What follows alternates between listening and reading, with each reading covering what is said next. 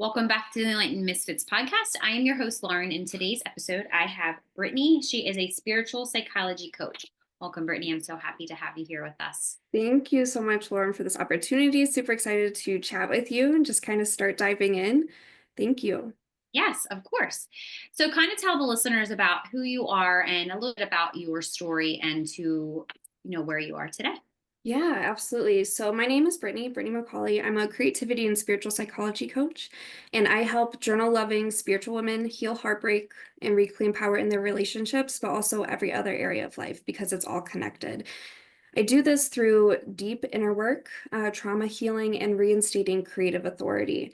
I am a lifelong writer. I returned to the craft after an identity-shattering divorce and a string of abusive relationships. And writing really brought me back to myself, helped me heal and reclaim the direction of my life. And now I integrate that into a lot of my work. So I'm an author. I am a certified meditation teacher, breathwork coach, Reiki practitioner, spiritual psychology coach, E4 trauma facilitator, and creator of the Right Mind method, which I absolutely love for the work that it does for my clients. I do live in Denver, Colorado with my partner, and my second lover is nature, so I get to spend a lot of time out in the mountains here.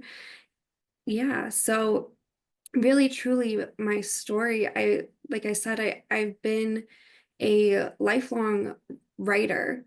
Ever since I was a little kid, I remember being in elementary school and they would ask you, oh, what do you want to be when you grow up? And I remember writing two things, and I wrote down the president of the United States. That didn't happen. That's not where I landed. But the second thing I wrote down, and one that I stuck with all the time, was I want to be an author. I just knew from a very young age that I loved writing. I just loved what it did. I used to carry around a notebook ever since I was like 8 years old, just like writing stories, and I absolutely loved it. But later in high school, I got into the dating world and got into some really abusive relationships that completely tore me away from anything that I liked to do. And I just became completely focused on the relationships that I was in, whether that was healthy or not. And so I completely dropped writing for a long period of time. When I went to college, I had no idea what I wanted to do with my life. I just knew that I loved writing. So I, not necessarily by choice, kind of by default, just ended up being an English major with a minor in Spanish because I love language. I love writing. I love storytelling. I love the way that it helps people understand and connect to what it means to be human and what the human experience is. And so I majored in that and still not really sure what I wanted to do. Got a corporate job right after college and got married. And so I left writing for for a while until I got divorced. And when I got divorced and then ended up very quickly in another abusive situation, I realized like I have no idea who I am. I've spent so much of my life being so obsessed with the relationships that I was in and making my relationship my top priority that I feel like I've completely lost myself and maybe even just never allowed myself to discover who I actually am. And I, the shattering of my identity was such a brutal wound because I was no longer a wife. I was no longer someone who did this work so that I could build a home for my family. All of a sudden, that was completely gone. And then I was just left looking at myself like, oh no, what are these pieces that I'm picking up? Because I don't even know how to put them back together because I don't know what that looks like. And the only thing that I knew to turn to at that point in time was writing because I was having really, really big emotions, not only from losing my marriage, but a ton of unprocessed trauma that I had experienced in previous relationships and more current ones. And I was like, I really have no idea what these emotions are. I have no idea how to express them. I have no idea how to process any of this. And the only thing that helped, the only thing that felt like some kind of release was just letting myself write it on paper. And usually this was like a bawling session at the like 2 a.m. in the morning. And I'm just like pouring words out onto a page, like I'm bleeding, like it was so intense. But it's the only thing that kind of started the process of, okay, here are these really big feelings. And now I can kind of see where these feelings are coming from because it's right there on a page. And now I can start taking a look at what all of this means and making a little bit of sense of what I'm experiencing one piece at a time.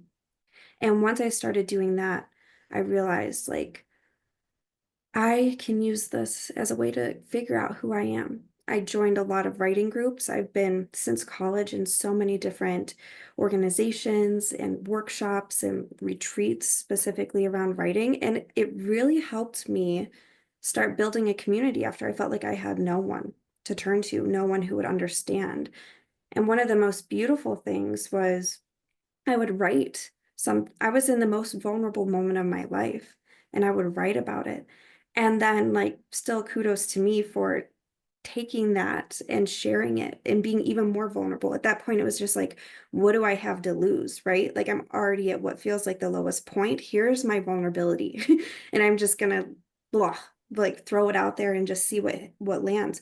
And the really interesting thing was that it all landed and it reached the right people. I was so surprised by how many people would come up to me after I shared my work and say, I know exactly what you're going through. I'm going through that too, or I've been there and this is how like you reminded me of how I felt. And just seeing that in that moment when I felt like I had completely lost everything. I felt so disconnected from not just myself, but the rest of the world. I had so much judgment for myself and where I ended on my path that I felt like the world was never going to accept me because I just felt so broken that I just couldn't possibly fit there anymore.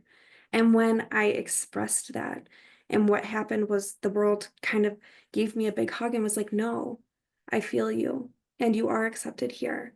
I was like, this is what healing is about. This is me being seen in my most vulnerable state and being told, it's okay. We still love you. We accept you and we're here for you. And that community, I have so much love for it. I'm still like really good friends with a lot of those people to this day. And so it sent me on this whole big journey of traveling around the world and meeting new writers.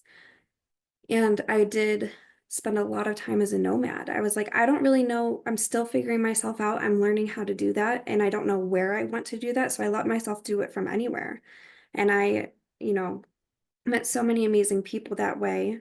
And my traveling journey and my creative journey in writing really led me to spirituality in a big way. And it's because it was this really deep self-discovery. It was this really deep processing of, who I am, how I relate to the world, how the world, how everything is so connected and how I can take up space there. And to me, creativity and self-exploration and spirituality are just all intertwined because they're truly trying to lead us to that deep self-discovery, which once you go deep enough really expands out into the world and you see so much connection, so much beauty, so much story that's just playing out in a really grand and beautiful way. So that that's how I ended up in the spiritual community. And now I do a bunch of work tying creativity and spirituality together and really helping people understand how creativity and spirituality are not separate things and they're part of what being human means. They're part of how we connect. And it's our natural way of being. And once we let ourselves soften into that, the depth to which we can understand ourselves in the place in this world and how we relate to other people is it's just so transformative. And I'm so grateful for all of the pain that I experienced and had to process that got me to this point and where I am at right now. Because I'm now helping people do the same thing. And it has been the most rewarding adventure of my life. I was going to say, first of all, I see you and hear you. We have very similar experiences with the relationships and the trauma. The one thing I want to ask you to kind of talk more about is through my own journey, I also learned that, creativity and spirituality are not separate. And it all starts, in your sacral. That's usually where your, that's where your creativity is. And when did you kind of come, because you're also a trauma healer. So, Mhm. like, when did you realize that trauma healing was an essential part of manifestation or creativity or? Yes, yes. That's such a beautiful question. Um, I I'd started, so I have been in writing circles a long time. And I realized that people are getting into really vulnerable spaces over and over and over again because when you're really being authentic and when you're really there to show up 100%, what I was seeing over and over again is that, we're in a circle, we're here holding and supporting each other, and there's a lot of trauma coming up. And I was witnessing how that was being handled in certain circles, which was really beautiful in the I see you kind of way, and I'm here to hold this feeling for you. Um, and then I started working with, because I love coaches, I love coaching. I started working with a coach myself, and she introduced me to something that I'm trained in now, which is the E4 trauma method. And really, it's a way of, transforming your trauma and processing your trauma in a way I've never experienced before. I'd been to therapy for many years and I'd done my work, but when I was working with this coach and we were processing trauma on a spiritual level, it it really helped me heal in ways that I'd never experienced before. And I started working more with my clients, not just in group settings, but one on ones. And as I'm seeing their traumas come up, I'm realizing I don't want to just be a witness to this. I want to be a witness, but I want to make sure that I'm being ethical in the way that I'm holding space for some of these big things that are coming up. And I want to help people understand, it's so great to have a release and it's so great to be witnessed and feel the support of community, but how can I help people actually process some of this on a much deeper level so that they can transform it into something that helps them in their life? So I found the doctor who created this process and studied under her so that way I could help my clients by incorporating the E4 trauma method. And one of the things that I learned that is so important when we are creating or manifesting, right? Because it's all the same, is that we live so much of our lives. I mean, we're constantly creating our reality, right? We're constantly creating the world around us. And that is done through our subconscious or unconscious mind and a lot of our unconscious beliefs. You can say over and over again, I want a good relationship, but if deep down you don't believe that you're worthy, if you have those limiting beliefs of I don't deserve love, you're going to have a really hard time creating a reality where you deserve love and you get what you receive. So if you're not working through those past experiences and those beliefs from whether it be just conditioning from society or whether it be something you experienced in this lifetime. I also do a lot of past life regression. So maybe it's something you experienced in a past lifetime, or it's just collective consciousness coming through. No matter what it is, if it's not being processed and transmuted in a way that is actually, you know, actually allowing yourself to feel and experience before moving into the positive and just making declarations, something that's actually bringing what's unconscious to light and then taking the proper steps to make new declarations for your life. Your ability to create what you want in your life, your ability to create those relationships, your ability to create the career that you desire or the family that you desire, or even just this, not just because it's so important, but the self-love that you desire that's required. It's like the most important part of the process to me.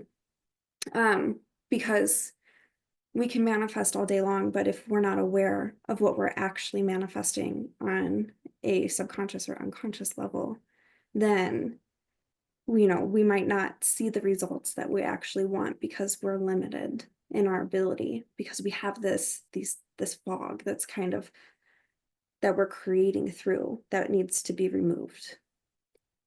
Yeah. I really love that you said that too, because in my experience in my journey, I had that deep it was past life for me, but that probably this lifetime too, like through experiences, but that belief that I wasn't worthy of the love that I gave out, and it was blocking that ability for me to receive it, right? So I it was like I read the book, The Secret. I read a lot of books, and it was like, when I was reading that, I'm like, that's not fucking true. Like, cause I tried it, right? And then I realized, well, let me just actually do it. Let me just try it. And then I started to actually see it. And then it was like my subconscious was like, whoa, whoa, whoa, whoa. You're Yeah. changing, you're doing, like, and it's just like, and I got really deep into the subconscious and understanding why people had these beliefs. And then that kind of started into why I'm so obsessed with human design and why I'm so obsessed with the subconscious mind and healing and spirituality, everything else. Because I feel like it was like all the answers that I kept asking for my whole life. Like, why is this way? I was curious. I was, all that stuff. So I do, I do love that when you said that, because it's like I talk to so many people on a daily basis of they can't, it could have something to do with money, or I want to have this relationship. And then I often ask them, well, how's the relationship with yourself? And usually it's, well, it's non-existent. I can't do this, I can't do that, and then you can start to see like, oh, that's actually where it starts, and then focusing Mhm. on that, not focusing on the money, not focusing on this, like focusing on that, like one belief. So I love that you said that, because I feel like society already puts on so much of like, you should have this or a comparison, and it's just like, that's just stealing your joy, that type of It thing. is. Yeah. Yeah. And I think it's so important what you said about, well, how's your relationship with yourself? And it's really important, I think, for people to understand that, even if you're talking about whether you're talking about money and career or whether you're talking about your health, it's all connected to each other. And those beliefs that you have about yourself can show up in your relationships, or it can show up in your career, or it can show up in how you're expressing yourself creatively. And things that you may think were never connected, but I've talked to people who have money blocks, and it had something to do with a relationship in their childhood that they never would have assumed had anything to do with money, but that belief was still there. That belief was still created. And it's Yeah. doing the deep work of understanding yourself and what those beliefs are. And just, like you said, loving yourself, creating that relationship with yourself so that and how you're creating, because you are a master creator. You are creating whether or not you think you're a creative person, like you're creating your entire reality. The way that your home is, the way that your relationships are, the way that you're showing up for yourself in this world is constantly being created by you. And just to understand how and what lenses you're creating from make the biggest difference in the world. One of the things I listened to a podcast the other day, and it was with Vanessa Von Edwards, I believe. She was in a podcast, and she was talking about a study, which I love, and I share the study with my clients all the time now, because I think it's so important in just explaining why we need to care. And she said there was a study that was being done, a bunch of people were brought in, and they were asked, how lucky do you believe that you are? And then they were taken into a room and they were given a newspaper, and they were told to count the number of images in the newspaper. And there was a trick. On the second page of the newspaper, there was a big sign up at the top that said, stop counting. There are 42 images in this newspaper. You're done. And almost everyone who perceived themselves as lucky saw that, closed the newspaper and said, there are 42 images here. And almost all of the people that did not perceive themselves as lucky missed that, kept counting, and often made more mistakes, and it took more time. And it was simply the belief of whether or not they were lucky that allowed them to see it and allowed them to accept it. And that was just a simple study of looking at a newspaper and counting images. Can you believe, if you believe you're not lucky, how many opportunities you might be missing out on in your life because you're unwilling to see the reality of what's there, or unwilling to see what kind of opportunities are being presented, or unwilling to believe that you even deserve that opportunity, or that it's not a trick from the universe? And can you imagine if it was something more like, I don't deserve love? Like, Right. how is that impacting your life? And so when we take a look at how these beliefs, even though they are so simple, it seems so simple, really getting to the core of it and understanding, this is how I'm creating my life. And really taking 100% responsibility for the kind of creative person or creator that you are, because it's not just about writing, it's not just about painting, it's about living your life the most authentic and expressive way, in a way that you are choosing, so that you are happening to your life and your life is not happening to you. You're not the Right. effect of it, but you're the cause of what's going on. Hey there, I just wanted to take a quick moment to share with all of you spiritual rebels and fempreneurs. If you've been craving a space where you can build wealth, heal trauma, and rise alongside like-minded women, I got something for you to hear about. I'm excited to invite you into the Enlightened Misfits Sisterhood. This is a low-cost, high-impact group membership designed exclusively for spiritual fempreneurs who know they need accountability and support to create sustainable wealth, but aren't ready to dive into a one-on-one mentorship. In this membership, you'll get monthly calls, rituals, healing sessions, and workshops to break through your self-doubt and build confidence so that you can consistently sell your offers and make money. This is also a collaborative private Facebook community where you make lifelong connections with other women who are just as serious as hitting their goals. And my personal guidance as your intuitive human design business guide and trauma healer, ensuring you stay aligned and on track with your business goals. Plus, you'll get free access to all my paid workshops and masterclasses, along with exclusive VIP pricing for my one-on-one Voxer membership. This membership is all about helping you heal the sabotaging behaviors blocking your abundance and using your human design to create a business that feels amazing to run. Imagine waking up excited to serve your clients and knowing that you have the exact support you need to hit every single one of your business goals every single month. So if you're ready to rise and build wealth with a sisterhood of spiritual misfits, make sure you click the registration link in the description box. Right now, the investment is just $88 a month, but the price will increase to $197 a month. Join today to unlock exclusive rates and get access to next month's kickoff call. Let's get back to today's episode, but remember, your next level is just one decision away. Join the sisterhood and let's rise together. Yes.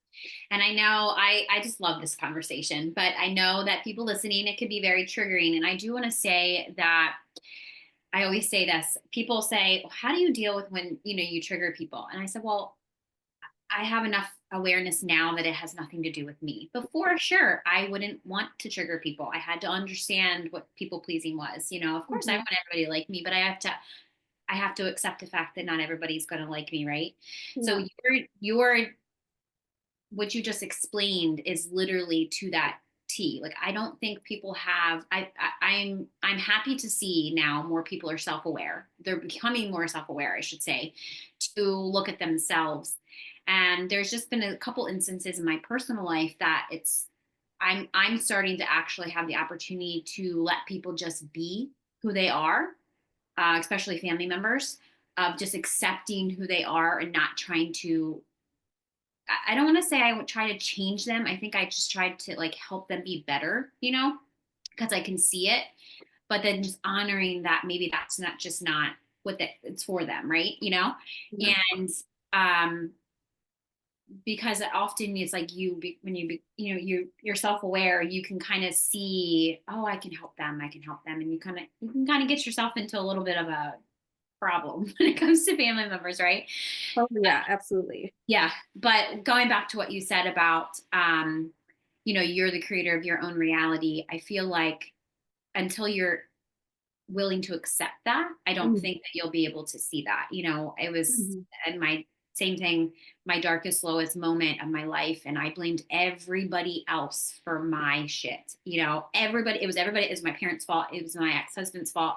It was all of my relationships, and it was like this moment that I was like, but what about maybe it's my fault? Maybe I'm the one that needs to take responsibility and accountability and move forward. And it's probably the books I read that I was like constantly trying to test. I was probably not, and of my mentors and stuff that would say to me, but Lauren, what did you have playing part in? And it was like, I couldn't answer that question because it's like I didn't want to look at myself yet, Yeah. until It's hard. it's That's very, why they say it's hard work, right? It's not easy stuff that we're doing. It's not comfortable stuff. Like if, people that I work with, they're ready to go to the dark spaces that are right. just like, I don't want to be there. But Yeah, if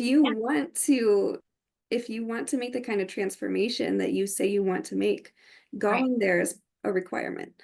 And right, I totally hear what you're saying about, I mean, they can be, and one thing, it's just because you are creating your reality and you're working on, having, so much love for yourself and so much love for the world, it doesn't mean bad things aren't going to happen, you know, right, and it doesn't mean that there are going to be some things out of your control that just like, create moments of doubt and uncertainty.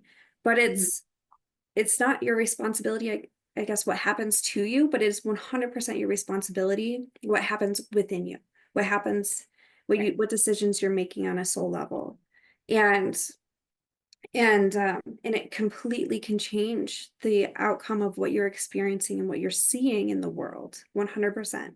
But just um, if I remember, I was talking with a client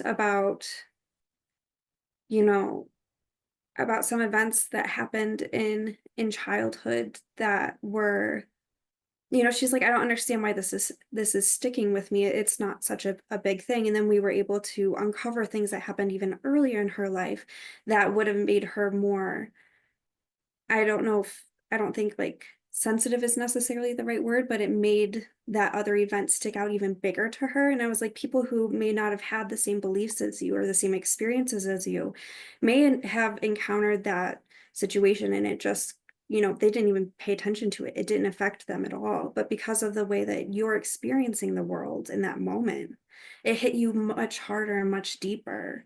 And it left this memory that now you're recalling 30 years later. And so it's really just kind of finding like origin points and really just um letting yourself see how even though you were a child and like you couldn't help what happened to you, like you yourself now, you can change the way that it's affecting your life, and that is 100% your responsibility. And that change that you make can change the way that you're experiencing the world right now in a yes, huge way. So it's just, I love this work. I absolutely love it. It's actually life changing yeah, in so many ways. And it's just beautiful to see what kind of impact it can bring over and over and over again when you're actually willing and able to accept responsibility for your life in that way. yes, yeah. That's why I never even thought of myself as a author, but then I was presented this opportunity to be a co-author with 29 other women to write my story. And I didn't, you know, because all of us, I feel like at one point, I know you probably the same way. It's like, why would I publish a book? Nobody cares. You know, like, why does somebody need to hear my story? It's not going to matter.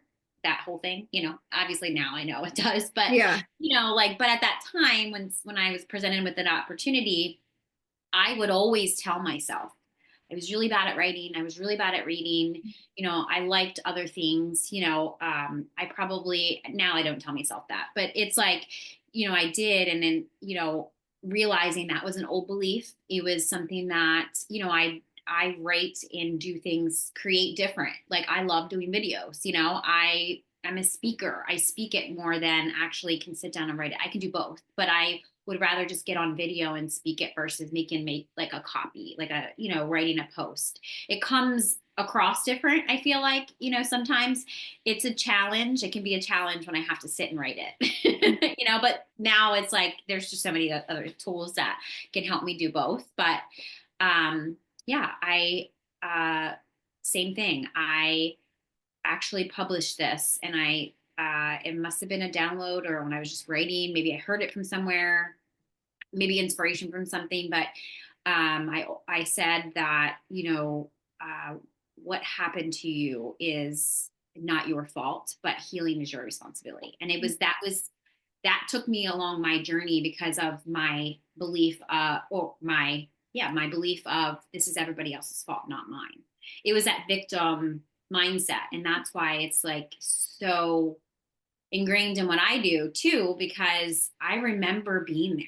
I can hold space for people that feel like a victim. You know, I was a victim of domestic violence. But I also played, probably I was the one that was facilitating it in some type of way because I started to be in a mirror of my abusers, you know, like something like that. I can take responsibility for all of that, you know, to be able to have this victim mindset. You can't have a victim mindset or a victor mindset without that victim mindset. You can't live both. You know what I mean? Like, and I don't think people realize that when you want to stop calling yourself a victim, there's actually another side to it, you know? So I do. Yeah, 100%. And I love that. I love what you were saying about just, and it's hard too, because I mean, I've been in many abusive relationships, unfortunately. It just was a pattern that I had to play out in my Yeah. life. Yeah. And it, you know, I, it was so interesting too, because at the time I would have been like, oh, it was almost like I'm so strong because I can bear all of this. Right. And like not understanding that I was really like stepping into this the way I was relating to the victim mentality. Like in that moment, I don't know that I would have. I mean, most people wouldn't consider themselves a victim when they're necessarily in it, right? But but then when I got to step away, that oh my gosh, I'm a victim hit so hard and so heavy that it was kind of hard to climb out of. It was kind of hard to climb out of and start regaining some authority back in my life Right. because the more that I wanted to empower myself, the more that it meant you know, my mind when I was healing, it was like, well, the more that I know that I'm empowered, the less empowered I was at that point, which is almost harder. It's like harder to look at back and say, man, I was really disempowered. And then that's like, but that's where the healing comes from. And there, you know, I had to make amends to myself. I had to, you know, show myself so much love for where I was and, you know, really kind of just forgive myself in a lot of ways that I wouldn't have expected because in order to step into my fully empowered self, I had to take some responsibility for where I was disempowered and just refusing to see it. And that was really hard because it's, you know, I'm not responsible, like you said, for the things that happened to me. But, you know, there's a lot, but if I was who I am now, like I wouldn't have been in that situation, right? Like I wouldn't Right. have been because I'm empowered now. And I just have so much gratitude for the part of me that was disempowered and experienced all of that. Because without her experiencing that, I would not understand the blessing that I have to live an empowered life and to help others do the same thing. Right. It's an incredible journey, and it's Yeah. not easy. It is still to this day. People are like, you make it look so easy. I'm like, well, I'm glad that looks, but it's not. Like, even to this day, it's like each level I feel like I've gotten to, and I feel like everybody can speak from this place. It's not easy, and it's not going to be easy. So it's like, I just expect that, like, oh gosh, here we go again. But I actually now, like, I've noticed through working with clients or just like my own experiences that our shadows actually have the most wisdom. It's not our light and like what we show to the world, or I mean, I feel like, all of us, if you're very authentic, that you show both. You have to show both, because it's like you can't have one without the other. But you don't have, actually, I shouldn't say you don't have to do anything. You can show Yeah. whatever you want. But I'm just saying that's how for me, I feel authentic. I like people to see that I am human, that this is hard, that this is what I went through.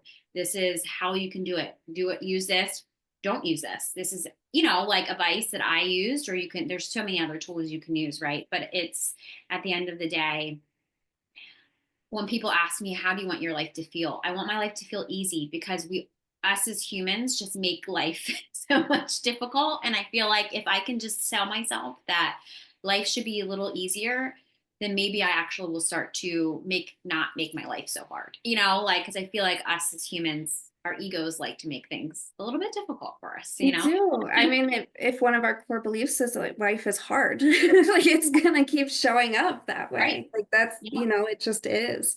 And it doesn't have to be that hard. But a Right. large part of it is, like you were saying, like looking at those shadows and Right. getting familiar with them and getting comfortable with being uncomfortable, because that's gonna make everything so much easier. It's so Yeah. true. I remember when I was not quite on my healing journey yet, like just before, where I thought maybe I was healing, but I hadn't really started doing the deep work. But Yeah. I remember a friend said to me at one point, like, oh man, you're kind of like a queen of darkness right now. And I like was loving that, because I was like, I was like wearing a lot of black, and I was like, oh man, look at this horror movie. Like I was so into a bunch of like really dark stuff. And I was like, it's because I've suffered and I can relate to this so much. And I was like, yes, I love this badge. But really, I was just I was just sitting in my darkness, and it was just like letting it consume me in such a way. Like I was a queen of darkness in one way. But now, like, I still consider myself to be this queen of darkness. And I do not relate to that version of me right now at all. But it's because I'm not afraid to go there, because I know that if I go there, I'm not getting stuck there. I know how to look at that and not sit in it and become it and let it rule my life. Because I was there and I let that happen, and I figured out how to come back. And now it's not scary to go. It's not scary to go and look into the darkness and you know, sit in that hell, right? Because Right. I know that I can return. And I know that when I return, I'm going to have more wisdom. I'm going to have more strength. I'm going to figure out how I can create my life even better. So, yeah. Yeah. I love that you say that too. That actually brings me to like a story that I just had a conversation with my daughter. Now she's 5. I feel like she's more consciously aware than I am at the time, but like she has a lot of wisdom. She's definitely an old soul. And she had said to me the other day, Mommy, I, she's seen her shadow, and she was like, that's scary.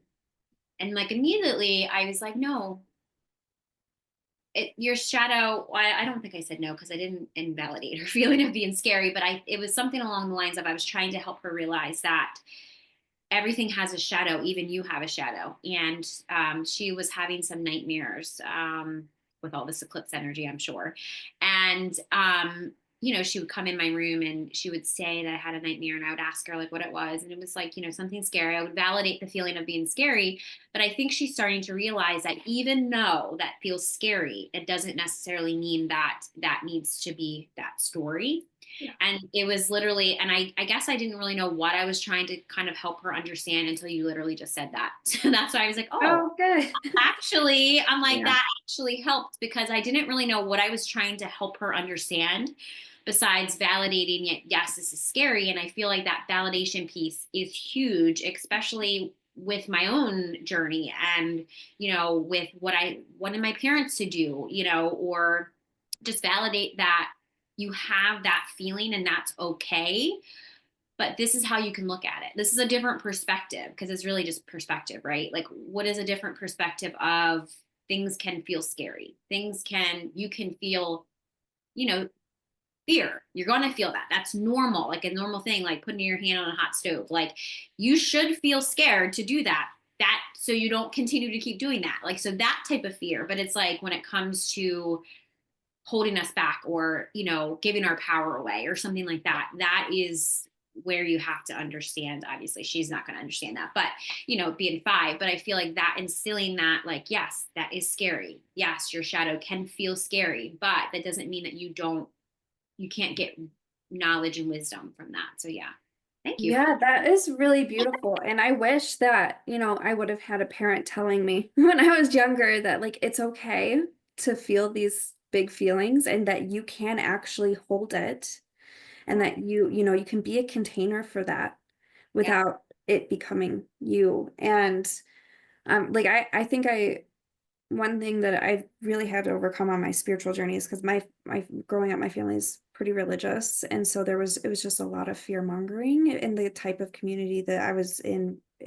Um, and so I grew up with like a lot of fear, fear of being judged by God, fear of going to hell, fear of doing something wrong all the time, and the fear was really truly running my life, and it yeah, was a lot to come to spirituality in a different way where I could love him and accept myself, and it didn't have to be driven by fear, like fear of being damned for eternity. Like that wasn't a part of it anymore for yeah, me, and it took a lot of work from a spiritual perspective to even start getting comfortable with spirituality in the way that I am now, and right, being able to embrace that.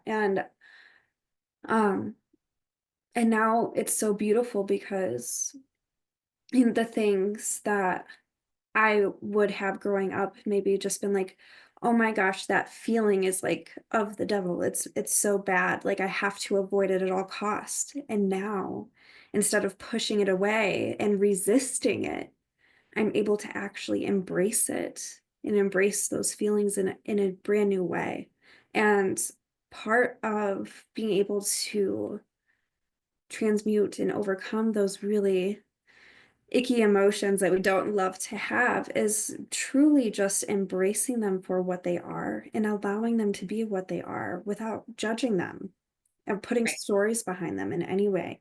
right. So that was a lot of work for me. And being able to do that and learning that skill is another thing that is just like so transformative for me.